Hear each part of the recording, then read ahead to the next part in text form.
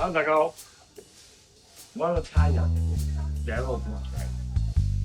我哋裏邊南寶全哥就係我嚟到呢度九龍城寨喺裏邊第一集，我係做一個粉凍老闆嘅城寨嘅人，亦係六本本嘅人。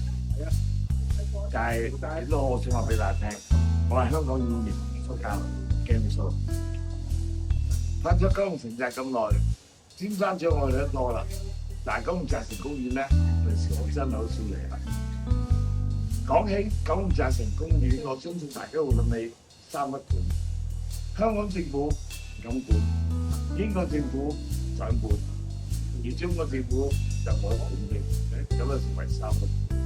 除此之外，城寨最多人咧就係牙醫診所啦。當時啲人唔會理究竟有冇牌咁樣，不過最緊要係平，醫得好咁就得㗎啦。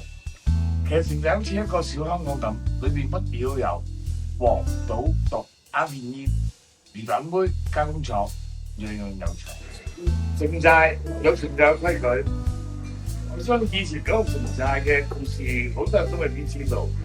但係如果有貴城寨嘅人，佢哋所見所聞，可以喺書本、報紙裏邊嘅報導、裏邊嘅記錄，我哋一齊有啲城寨秘密。今次尋思我城會維持佢哋一貫嘅體驗元素嘅重視，強勢推出九龍城導賞團。如果大家對九龍城或者九龍城寨嘅歷史文化有興趣嘅，就千祈唔好錯過啦。